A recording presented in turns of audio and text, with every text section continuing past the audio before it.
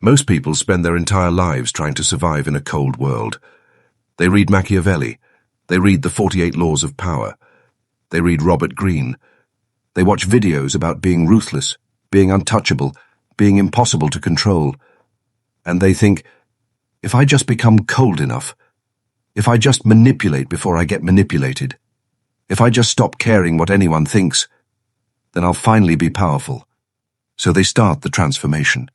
They stop showing emotion. They start calculating every interaction. They begin manipulating people intentionally. They cut off anyone who doesn't serve them. And for a while, it works. They feel powerful. They feel smart. They feel like they've finally figured out the game. But what if the entire ruthlessness movement is built on one dangerous misunderstanding? What if the most ruthless people aren't actually winning? They're just the easiest to read. What if ruthlessness is actually a level 3 trap that looks like power, but is actually a cage? Niccolo Machiavelli believed people hide their true intentions behind social masks. Arthur Schopenhauer believed suffering teaches people to see human nature without illusions. And Democritus believed real power comes when you stop needing to dominate anyone. In this video, I'm going to show you 7 dark truths about why ruthlessness fails. I'm going to show you why the most ruthless people end up isolated. I'm going to show you why their empires collapse the moment they're gone. And by the end, you'll see why the people you think are powerful are actually very small. Because once you understand why ruthlessness collapses, you can't unsee it. One of the darkest truths about human nature is this. Ruthlessness feels powerful, but it's actually a confession that you're terrified. Think about why people become ruthless in the first place. Have you ever really noticed the pattern? They've been hurt, really hurt. They've been betrayed by someone they trusted completely. They've watched kind people get taken advantage of.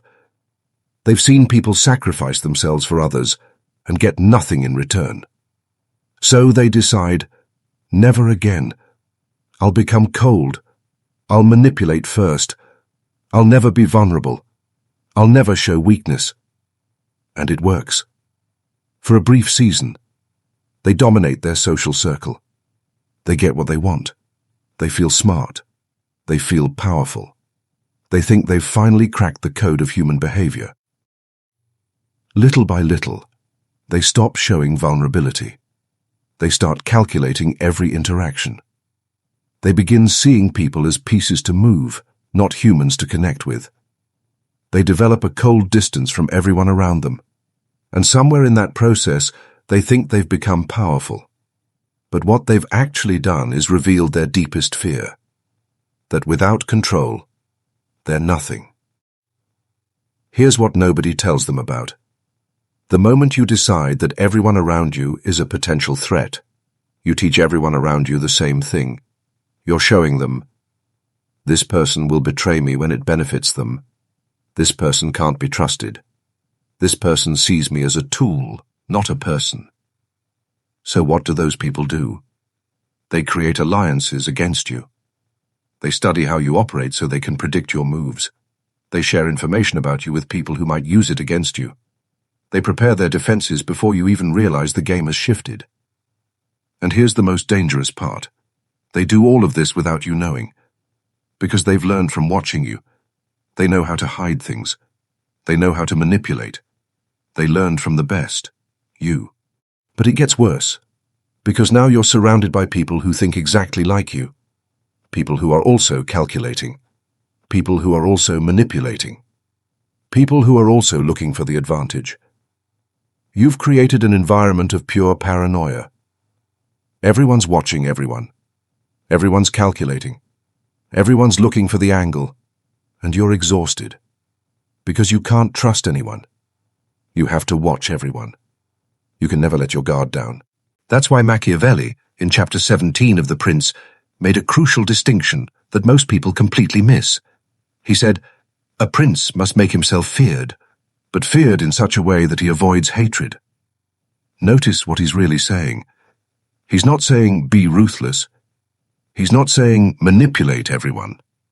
He's saying be strategically sound so that people fear the consequences of crossing you. not because you're emotionally volatile. That's completely different. Fear of consequences is rational. People respect it. People work around it. But fear of a person, fear of their emotions, fear of what they might do, that creates enemies. You can see this everywhere if you look for it. The ruthless CEO who fires people without warning, humiliating them in front of their colleagues. Within 5 years, her company's best employees have left.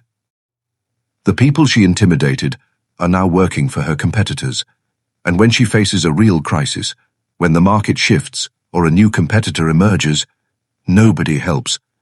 In fact, everyone abandons her. The ruthless friend who abandons people when they're inconvenient, who only calls when they need something. They go through 4 to 5 best friends every few years. Each person they've burned is now part of a network that warns others about them. Watch out for this person. They'll abandon you when you need them most. The ruthless partner who threatens to leave at every disagreement, who uses the threat of abandonment as a control mechanism. They end up alone, wondering why everyone left when they finally needed support. For a while, people comply out of fear, but eventually someone tests that fear. And when they do, the whole system collapses because it was never built on anything real. Now listen, this is important. I'm not saying this is about being soft. This doesn't mean being kind is the answer. Kindness without boundaries is just weakness dressed up as virtue. You can be kind and still have very firm limits. You can be compassionate and still be completely unwilling to be manipulated. But ruthlessness without strategy is just aggression without wisdom. It's power without direction. It's control without purpose. Here's something about predators that most people don't understand. A predator that's predictable always gets cornered by the pack. But a predator that's unpredictable, not random, but genuinely unpredictable, dominates forever. A ruthless person becomes incredibly predictable. You know exactly how they'll betray. You know exactly what triggers them. You know exactly what they care about because it's always the same thing. Themselves.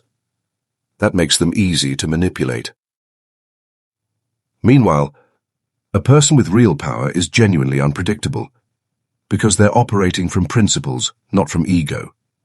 You never know which way they'll go because they're responding to what's strategically correct, not what benefits them personally. That unpredictability is what makes them genuinely dangerous. Arthur Schopenhauer understood something profound about human nature. He believed that suffering teaches people to see the world as it actually is, not as they hope it is. Once someone has been betrayed by a ruthless person, they understand the playbook completely. They see the manipulation coming. They know what to expect. And suddenly, they're not afraid anymore. They're watching, and the ruthless person doesn't even realize they're being observed. Here's something ruthless people don't realize. Predictability is the death of power. A ruthless person follows the same pattern every single time. It's almost mechanical. Robotic. Betray. Manipulate. Abandon. Move on to the next person. Repeat. They do it so consistently that by the time they've done it 3 times, people have already figured it out. And by the time they've done it 5 times, everyone knows exactly what to expect. Think about the most ruthless person you've known. If you watch their life closely, you see something interesting. Early wins, brief success. They're climbing, they're winning. The first few years are impressive, but then something shifts. People start leaving without explanation. Opportunities dry up. The people who once followed them start treating them with cold respect instead of genuine connection. They're invited to fewer things, fewer people call. And the ruthless person thinks, people are ungrateful, people can't be trusted, everyone's selfish. But that's not what happened. What happened is they became readable, boring even. The magic wore off. The manipulation became obvious. The game became clear, and when a game becomes clear, the intelligent people start playing differently. Machiavelli warned us in The Prince that when a ruler's cheap methods become entirely transparent, the subjects secretly prepare their defenses. A ruthless person's methods always become known, because ruthlessness isn't subtle, it's not sophisticated, it's loud, it's obvious. It's a pattern anyone can see if they're paying attention. Every person they've betrayed is now telling others, "This is what this person does, this is how they operate. Watch out." They'll smile at you while stabbing you. And suddenly, the ruthless person is surrounded by people who know exactly what to expect, which means they're surrounded by people who are planning against them. But here's the really dark part. The ruthless person thinks they're still winning because people still comply. But they're complying out of strategy now, not fear. They're playing along, studying, waiting for the right moment. The problem with being predictable is that once people know your pattern, they can outmaneuver you. If they know you'll betray business partners, they'll structure deals so that you can't. If they know you'll manipulate through guilt, they'll stop feeling guilty. If they know you'll threaten to leave, they'll prepare for you to actually leave. You've given them your playbook, and now they're running their own game. That's why Democritus believed that real power comes from being unpredictable in your principles, not in your methods. A person with integrity acts the same way every time. But not because they're predictable in a weak sense. They're predictable because they're reliable. You know they'll tell the truth. You know they'll keep their word. You know they'll treat you with respect. A ruthless person is predictable because they're reactive. You know they'll betray. You know they'll manipulate. You know they'll abandon you eventually. That's not power. That's transparency about your weakness. In business, the ruthless entrepreneur eventually gets shut out. Her investors figure out she'll betray business partners for short-term gain, so they won't fund her next venture, because they don't want to be the next victim. Her employees figure out they'll be exploited and discarded the moment they're no longer useful, so they leave and take clients with them. Her board figures out she'll manipulate them to consolidate power, so they install safeguards against her. She's trapped. She's surrounded by people who now know her game. But the strategic entrepreneur, people fight to work with them. Why? Because they know what to expect, and what to expect is integrity. This is where ruthlessness loses to strategy, and it loses hard. A ruthless person spends all their energy managing people through fear. They have to watch everyone. They have to stay paranoid. They have to always be one step ahead because if they slip, if they show weakness, it all collapses. That's not power.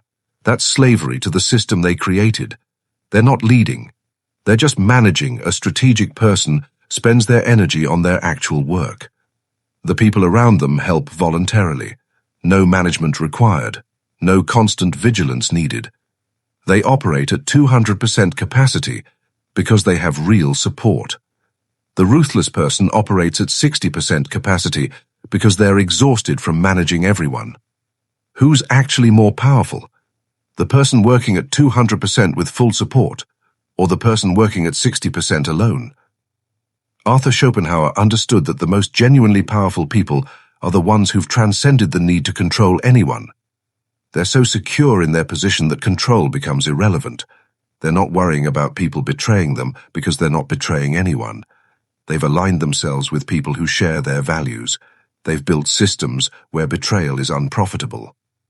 A ruthless person is obsessed with control because deep down they're terrified of losing it, because they know exactly how it feels to be betrayed, because they invented the betrayal playbook, and that terror shows. To everyone, in everything. One of the cruelest traps of ruthlessness is this: it isolates you, not temporarily, permanently. Most people who become ruthless think they're becoming powerful. They think they're building an empire, but what they're actually doing is building a very elaborate cage. Imagine being ruthless for 10 years. You've manipulated people strategically. You've climbed the ladder. You've won every game you played. You've accumulated status, money, influence. You have everything you thought you wanted. But now you're surrounded by people who don't trust you, who wouldn't help you if you needed them, who are just waiting for the right moment to walk away, who are only staying because you still have power or resources, and suddenly, all your success feels empty. You're in a room full of people, and you're completely alone. Not because people abandoned you, but because you eliminated the possibility of genuine connection the moment you decided everyone was a threat. You can't call anyone if you're in trouble. Who would answer? You can't admit you're struggling. That would be weakness. You can't share your actual thoughts with anyone. They'll use it against you. You can't have real conversations. Every conversation is a negotiation. You can't relax, ever, because relaxing means letting your guard down. So you're performing 24/7. You're managing everyone. You're never yourself. And after 10 years of that, you don't even remember who yourself is. Machiavelli understood something crucial here that most people miss. He knew that a ruler can be feared, but a ruler without loyalty is always in danger.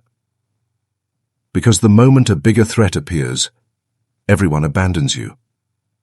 Ruthlessness creates fear, not loyalty. And fear is the weakest form of control. Because fear can disappear instantly. The moment people stop being afraid, the control vanishes. One stronger person shows up. One credible threat emerges. One alternative appears. And suddenly, everyone leaves. But loyalty. Loyalty survives everything. A person who's loyal to you won't leave just because someone more powerful shows up. They'll stay. They'll fight for you. They'll help you rebuild. That's why Schopenhauer distinguished between two kinds of solitude. There's isolation, being alone while desperately needing others. That's suffering. That's hell. And there, solitude, being alone and being at peace. That's freedom. That's power. A ruthless person is isolated, surrounded by people they can't trust, managing people they don't respect, building something they can never share. Look at every ruthless power figure who eventually fell. They had people around them, lots of people, assistants, advisors, business associates, but nobody who actually cared. So the moment they showed vulnerability, everyone vanished. But look at leaders with genuine integrity. Even when they fail spectacularly, people help rebuild. People believe in them. People trust them. Why? Because loyalty is real. Now, I'm not saying surround yourself with yes men. That's not the answer either. Real loyalty is built on mutual respect and shared values. It's built on people genuinely believing in something together. Ruthlessness eliminates that possibility entirely. Democritus believed that peace comes from within, not from controlling others. A ruthless person is always at war internally. Always managing, always scheming, always afraid that someone will do to them what they did to others, because they know exactly how cruel people can be. They invented the playbook. That's not power. That's hell, and it's self-created hell. The prison you built to keep others out is the prison that keeps you in. Here's what nobody tells you about ruthlessness. Your reputation is permanent now. In the old world, you could disappear. You could move to another city and start over. You could reinvent yourself. You could be ruthless, take what you want, and disappear into anonymity. But we don't live in that world anymore. A ruthless person has one big win. They dominate one situation. They manipulate one group of people. They get what they wanted. But that story spreads. The person they betrayed tells others, "Watch out for this person. They'll betray you. I've seen it." That person tells someone else. That person tells someone else. And suddenly, the ruthless person's reputation precedes them into every room they enter. Before they even open their mouth, people already know, this person is ruthless. This person can't be trusted. This person will manipulate you. In the modern world, information travels at the speed of connection. Every person you've wronged is linked to someone. Every betrayal gets remembered and shared. Every manipulation gets studied and passed on. You post something online. Someone remembers something. You apply for a new job. Your old employees get asked about you. You try to build a new relationship. The person you're dating finds your ex's stories about you.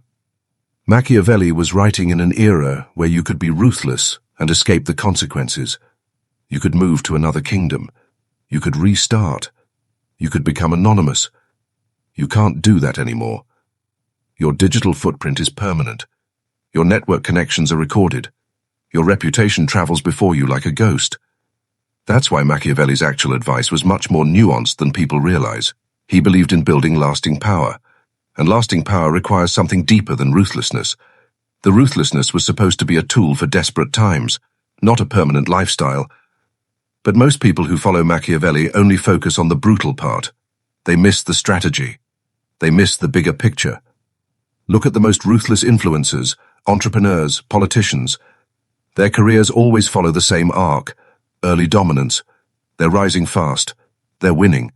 They're getting what they want. Brief success. A few years where things are working. They have status. They have money. They have followers. Then sudden collapse when the network figures them out. When enough people know the truth. When the reputation catches up. When the algorithm downranks them. When investors pull out. When employees leave. When followers unsubscribe. But people who build through integrity, their careers last decades. They don't have the early explosion, but they have the long-term stability. Why? Because every person they've worked with becomes an advocate, not a warning. Here's something counterintuitive. Being known as someone who keeps their word is worth more than any ruthless scheme. Because people will voluntarily work with you. They'll promote you. They'll send opportunities your way. They'll recommend you to others. They'll trust you when it matters. A ruthless person has to convince and manipulate every single person, one at a time, over and over. They're always starting from zero. Everyone's suspicious. Everyone's defensive. A person with integrity has people knocking on their door. Which one is actually more efficient? Schopenhauer believed that character is the most permanent thing about a person. And reputation is just people collectively recognizing your character. You can't fake character forever. And once people see who you really are, that becomes the story they tell about you. A ruthless character creates a ruthless reputation, and a ruthless reputation closes doors faster than it opens them. One of the most brutal traps of ruthlessness is this: it prevents you from ever being vulnerable. Ever. A ruthless person can't ask for help. They can't show weakness. They can't admit mistakes. Because in their worldview, showing any crack in the armor means being destroyed. So they're constantly operating at 60% capacity, managing everyone around them, terrified that someone will see a weakness and exploit it. Imagine being ruthless and finally reaching your goal. You have power. You have status. You have everything you thought you wanted. But you're alone. You're exhausted. You're terrified. Because you can't trust anyone. You can't be honest with anyone. You can't ask for help because asking for help is admitting weakness. So you push harder. You control more. You manipulate more. And it gets worse. The better you get at controlling people, the more alone you become. The thing about ruthlessness is that it locks you into a permanent defensive posture. You can never relax. You can never be honest. You can never say, "I need help," or "I was wrong," or "I'm struggling." Because if you do, you show a vulnerability that someone could exploit. So you carry everything alone, every burden, every fear, every doubt. And that weight accumulates. After 5 years, you're tired. After 10 years, you're exhausted. After 20 years, you don't know how to be anything else. Machiavelli understood that vulnerability is a liability in ruthless systems, so ruthless people eliminate it entirely. They build walls, they create distance. They never let anyone close enough to hurt them. But here's what they eliminate in the process: the possibility of genuine connection, the possibility of being helped, the possibility of being known, the possibility of being loved. No vulnerability equals no trust. No trust equals no loyalty. No loyalty equals isolated success, which is just another way of saying isolated failure.